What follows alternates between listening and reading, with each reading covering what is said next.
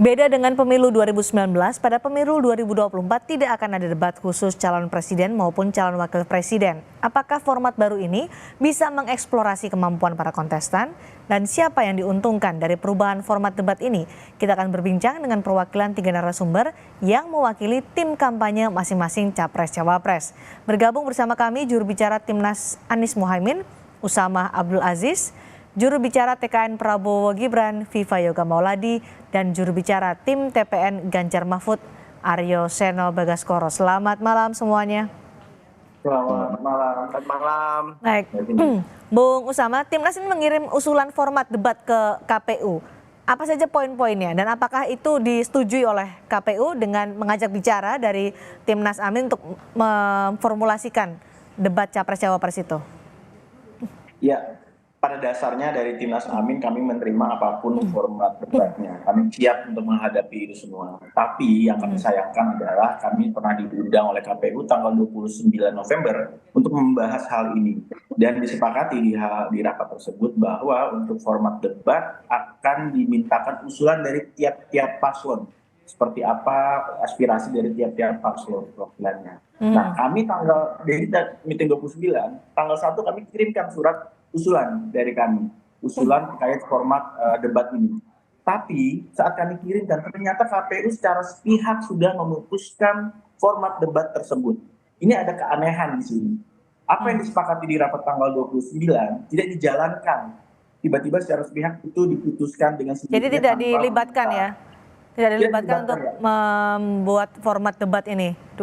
Ya, karena itu kan kita kiriman tanggal 1 dan itu terpotong sama hari libur 1 minggu, kira-kira jadi. Tapi ini menjadi pertanyaan besar buat kami. Ada apa di balik ini semua? Kami berharap harusnya ada debat khusus wakil presiden seperti yang sudah-sudah.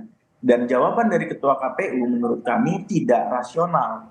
Karena kalau misalnya alasannya hanya untuk menunjukkan keakraban mereka berdua, sudah ada kok. Kan ada 2 debat Capres-Cawapres kan bersamaan kan.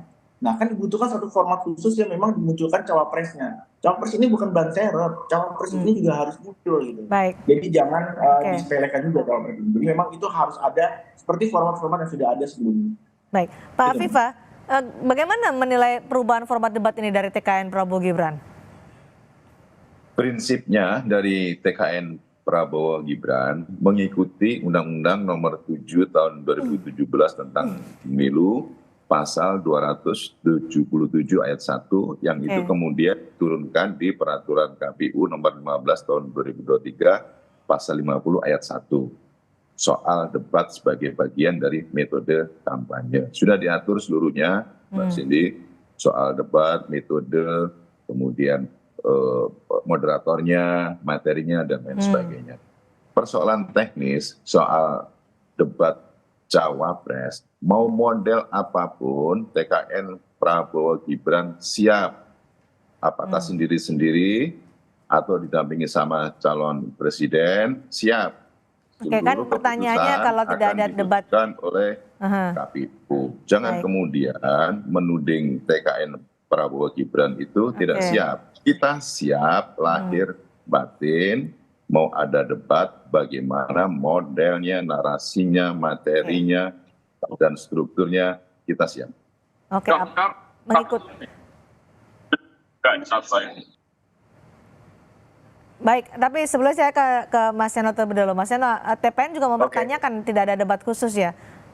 Ya, betul sekali Mbak. Kita merasa bahwa dalam pemilu ini yang perlu diuji kan adalah kualitas secara menyeluruh terkait dengan para kontestan yang sedang bertanding, baik presiden maupun calon wakil presiden. Dan hari ini saat bicara tentang pasangan calon ini, kita tidak menempatkan calon wakil presiden sebagai sekedar pelengkap saja, tapi juga ada pembagian tugas yang harus dilakukan, penguasaan materi dan lain sebagainya, yang sehingga kita tidak mau mengurangi hak rakyat dalam mengetahui apa yang perlu diketahui dari para kontestan yang sedang bersaing. Cara mekanismenya bagaimana melalui debat itu tadi. Nah, di 2014 dan di 2019 itu kan formatnya juga sudah merujuk kepada ketentuan undang-undang. Di 2019 undang-undangnya sama tuh, Undang-Undang Pemilu nomor tahun 2017 pasal 277 yang tadi disampaikan.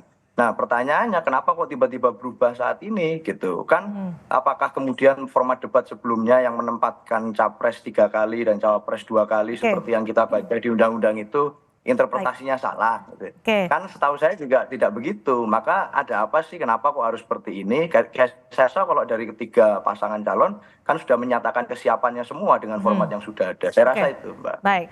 Dan saudara, tidak adanya debat antar cawapres mengundang tudingan ada intervensi dalam tubuh KPU. Tapi KPU tegas membantah tuduhan intervensi dan merujuk undang-undang sebagai dasar peraturan KPU. Kita akan dengarkan pernyataan Idam Holik, Komisioner KPU. Kami tegaskan tidak ada yang mengintervensi kami. Kami merujuk pada peraturan perundang-undangan yang tadi di awal sudah saya tegaskan.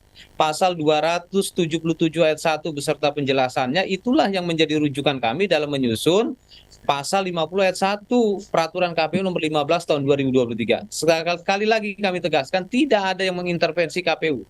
KPU hanya ingin menampilkan desain debat ini yang terbaik. Bu Usama, KPU merasa tidak melanggar undang-undang soal perubahan format debat ini? Ya, ya memang nggak ada yang dirubah secara undang-undang. Tapi Tidak ada yang format dilanggar, debat gitu ya? ini yang diubah, tidak dilanggar. Tapi format debat ini diubah. Kenapa? Apa argenitasnya itu untuk dirubah? Padahal kalau kita pakai format yang lama bisa sesuai. Kenapa kok ini malah diubah gitu? Itu pertanyaan besar kami. Dan dijawab sama Ketua KPU, bahwa ini hanya untuk menunjukkan ada kerjasama antara capres dengan cawapres. Tidak Timnas Amin merasa dirugikan, tidak ada debat cawapres. Nah, cara Timnas Amin tidak dirugikan, tapi banyak warga negara Indonesia dirugikan karena kesempatan untuk bisa mendalami kemampuan, pengetahuan, program, visi misi dari cawapresnya dibatasi. Karena hal itu dihilangkan, yang sebenarnya ada sekarang jadi dihapus. Pertanyaan besarnya adalah ada apa di balik ini semua? Kenapa kok mendadak hal-hal seperti ini jadi berubah? Apa dugaan Anda? Saya nggak bisa menduga apapun, tapi memang ini justru harus dipertanyakan. Yang dipertanyakan secara mendetail kepada Ketua KPU dan jajarannya. Kenapa hal ini bisa terjadi? Karena ini sangat berbahaya. Teman-teman kita, warga Indonesia, rakyat Indonesia, bisa nggak mendapatkan haknya. Tadi saya bilang untuk bisa menguliti dan mengetahui lebih mendalam tentang soal. Pak Viva, Anda setuju tadi Bang Usama menyatakan kalau tidak ada debat cawapres jadi dibilang bahaya karena masyarakat tidak bisa mengeksplorasi soal siapa calon pemimpinnya, terutama cawapres. Iya, kalau nggak ada debat cawapres berbahaya, tetapi tidak ada yang salah di Undang-Undang Nomor 7 Tahun 2017 dan Peraturan KPU Nomor 15 2023 yang tetap ada debat calon wapres, gitu loh. Jadi ini tetap ada, tidak dihilangkan. Cuman formatnya, apakah nanti didampingi apa tidak, apakah nanti calon presidennya datang apa tidak, berdiri apa duduk, itu kan semuanya terserah KPU, teknis gitu. Tetapi substansinya menurut Undang-Undang Nomor 7 Tahun 2017 tentang pemilu, 3 kali debat capres, 2 kali debat cawapres.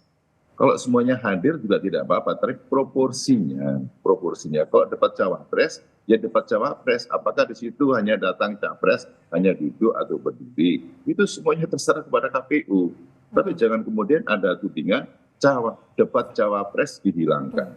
Kalau debat cawapres dihilangkan, itu melanggar Undang-Undang Pemilu, Mbak. Nggak boleh begitu. Dan TKN juga akan protes kalau ada debat cawapres itu dihilangkan. Jadi sekarang ini TKN siap, mau model apapun siap kita.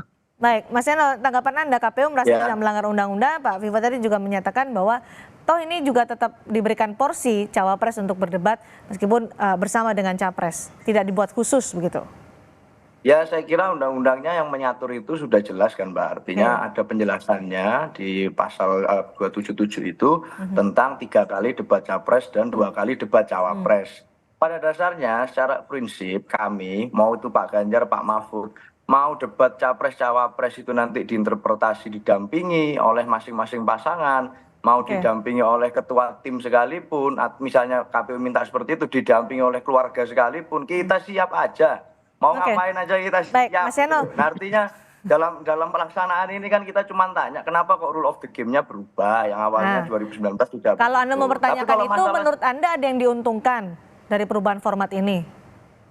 Saya nggak ngerti ya, tapi kalau dari kami ya tidak diuntungkan dan tidak dirugikan. Jadi biasa-biasa saja karena dalam berbagai kesempatan uji publik di forum kampus dimanapun juga Pak Mahfud juga sering tampil dan menjelaskan. Jadi saya rasa dalam debat KPU ini kalaupun nanti proporsinya kemudian ada pengurangan lah, interpretasinya dirubah lagi lah atau apapun istilahnya, ya bagi kami tidak diuntungkan dan tidak dirugikan kalau dari pasangan kami. Saya nggak ngerti kalau dari pasangan lain. Saya kira itu, Mbak.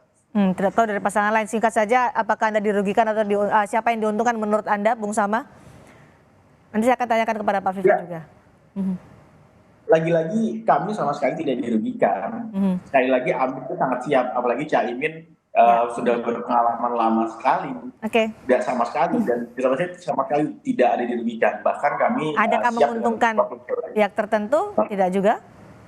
ya barang yang diuntungkan adalah bagi orang yang mungkin tidak siap untuk bisa debat sendiri, dan saya rasa dari Caimin, dari Pak Mahfud, dari Mas Gibran ya mungkin siap kali ya, tapi kalau yang saya tahu pengalaman Caimin dan pengalaman Pak Mahfud sangat matang untuk bisa berdebat tentang hal itu.